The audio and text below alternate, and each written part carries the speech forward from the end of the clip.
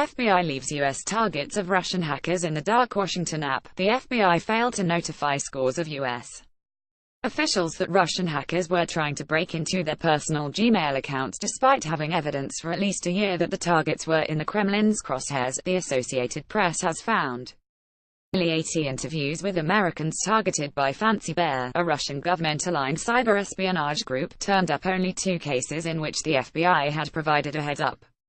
Even senior policymakers discovered they were targets only when the app told them, a situation some described as bizarre and dispiriting. "It's utterly confounding," said Philip Reiner, a former senior director at the National Security Council, who was notified by the app that he was targeted in 2015. "You've got to tell your people. You've got to protect your people." The FBI declined to discuss its investigation into Fancy Bear's spying campaign, but did provide a statement that said in part the FBI routinely notifies individuals and organizations of potential threat information. 3 people familiar with the matter, including a current and a former government official, said the FBI has known for more than a year the details of Fancy Bear's attempts to break into Gmail inboxes. A senior FBI official, who was not authorized to publicly discuss the hacking operation because of its sensitivity, declined to comment on when it received the target list but said the Bureau was overwhelmed by the sheer number of attempted hacks. "It's a matter of triaging to the best of our ability the volume of the targets who are out there," he said. The app did its own triage, dedicating 2 months and a small team of reporters to go through a hit list of Fancy Bear targets provided by the cybersecurity firm SecureWorks. Previous app investigations based on the list have shown how Fancy Bear worked in close alignment with the Kremlin's interests to steal tens of thousands of emails from the Democratic Party. The hacking campaign disrupted the 2016 U.S. election and cast a shadow over the presidency of Donald Trump, whom U.S. intelligence agencies say the hackers were trying to help. The Russian government has denied interfering in the American election. The SecureWorks list comprises 19,000 lines of targeting data. Going through it, the app identified more than 500 U.S.-based people or groups and reached out to more than 190 of them, interviewing nearly 80 about their experiences. Many were long retired, but about only a quarter were still in government or held security clearances at the time they were targeted. Only 2 told the app they learned of the hacking attempts on their personal Gmail accounts from the FBI. A few more were contacted by the FBI after their emails were published in the torrent of leaks that coursed through last year's electoral contest. But to this day, some leak victims have not heard from the Bureau at all. Charles Sowell, who previously worked as a senior administrator in the Office of the Director of National Intelligence and was targeted by Fancy Bear 2 years ago, said there was no reason the FBI couldn't do the same work the app did. "It's absolutely not okay for them to use an excuse that there's too much data," Sowell said. "Would that hold water if there were a serial killer investigation, and people were calling in tips left and right, and they were holding up their hands and saying, 'It's too much.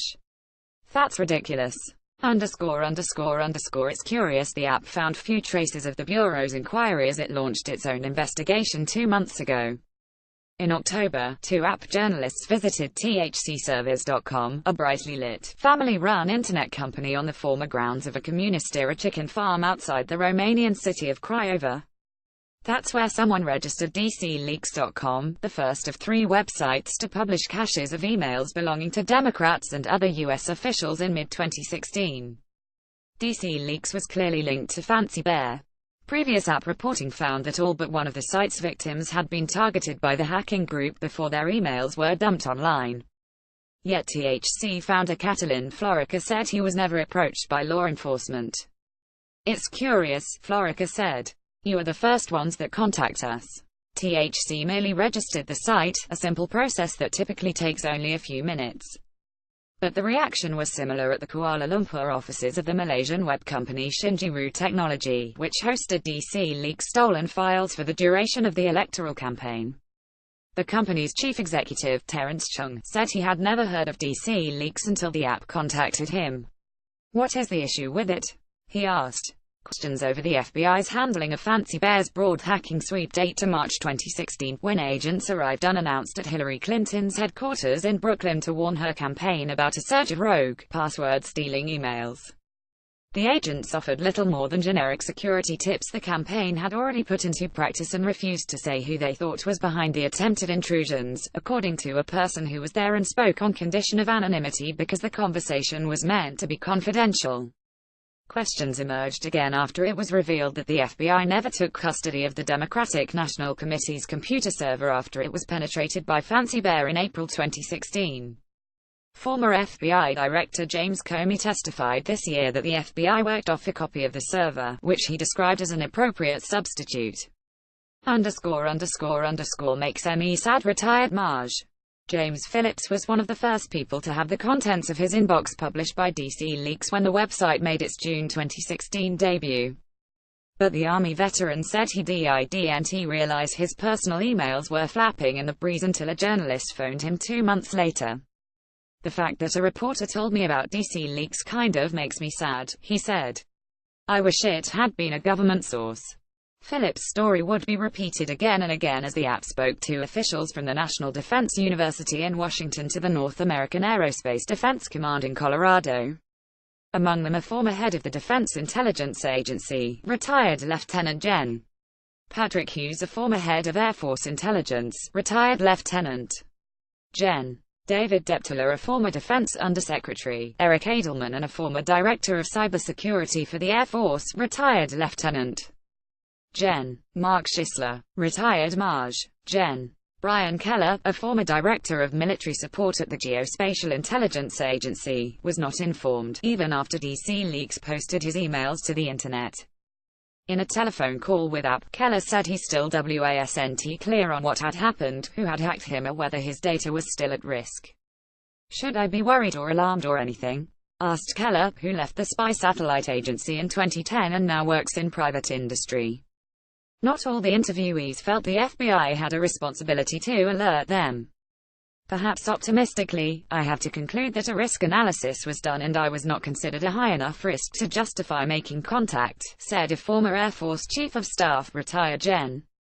Norton Schwartz, who was targeted by Fancy Bear in 2015. Others argued that the FBI may have wanted to avoid tipping the hackers off, or that there were too many people to notify. The expectation that the government is going to protect everyone and go back to everyone is false, said Nicholas F. Timiades, a retired senior technical officer at the Defense Intelligence Agency who teaches Homeland Security at Pennsylvania State University in Harrisburg and was himself among the targets. The government is supposed to try, said Michael Daniel, who served as President Barack Obama's White House cybersecurity coordinator. Daniel wouldn't comment directly on why so many Fancy Bear targets weren't warned in this case, but he said the issue of how and when to notify people frankly still needs more work. __CLOAKANDDAGGER In the absence of any official warning, some of those contacted by app brushed off the idea that they were taken in by a foreign power's intelligence service. I don't open anything I don't recognize, said Joseph Barnard, who headed the Personnel Recovery Branch of the Air Force's Air Combat Command. That may well be true of Barnard. SecureWorks data suggests he never clicked the malicious link sent to him in June 2015. But it isn't true of everyone. An app analysis of the data suggests that out of 312 U.S. military and government figures targeted by Fancy Bear, 131 clicked the links sent to them. That could mean that as many as 2 in 5 came perilously close to handing over their passwords. It's not clear how many gave up their credentials in the end or what the hackers may have acquired. Some of those accounts hold emails that go back years, when even many of the retired officials still occupied sensitive posts. Overwhelmingly, interviewees told app they kept classified material out of their Gmail inboxes, but intelligence experts said Russian spies could use personal correspondence as a springboard for further hacking, recruitment, or even blackmail. You start to have information you might be able to leverage against that person, said Sina Beagley, a researcher at the Rand Corp, who served on the NSC until 2014. In the few cases where the FBI did warn targets, they were sometimes left little wiser about what was going on or what to do. Rob Butch Bracknell, a 20-year military veteran who works as a NATO lawyer in Norfolk, Virginia, said an FBI agent visited him about a year ago to examine his emails and warn him that a foreign actor was trying to break into his account. He was real cloak and dagger about it, Bracknell said. He came here to my work, wrote in his little notebook, and away he went. Left to fend for themselves, some targets have been improvising their cybersecurity. Retired Gen. Roger A. Brady, who was responsible for American nuclear weapons in Europe as part of his past role as commander of the U.S.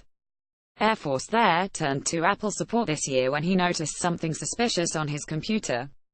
Hughes, a former DIA head, said he had his hard drive replaced by the Geek Squad at a Best Buy in Florida after his machine began behaving strangely. Keller, the former senior spy satellite official, said it was his son who told him his emails had been posted to the web after getting a Google alert in June 2016. A former U.S. ambassador to Russia, Michael McFaul, who like many others was repeatedly targeted by Fancy Bear but has yet to receive any warning from the FBI, said the lackluster response risked something worse than last year's parade of leaks. Our government needs to be taking greater responsibility to defend its citizens in both the physical and cyber worlds, now, before a cyber attack produces an even more catastrophic outcome than we have already experienced, McFaul said. Don reported from Plymouth, Massachusetts. Associated Press writers Vadim Girda in Kaseya, Romania, Chad A. in Washington, Frank Barjak in Houston, Justin Myers in Chicago and Laurie Hinnant in Paris contributed to this report. ____SATA, Don and Butler can be reached at http://praflsata.com, https twitter.com jadon7 and https twitter.com Desmond Butler ____ Editor's note, Rafael Sata's father, David Sata, is an author and Russia specialist who has been critical of the Kremlin.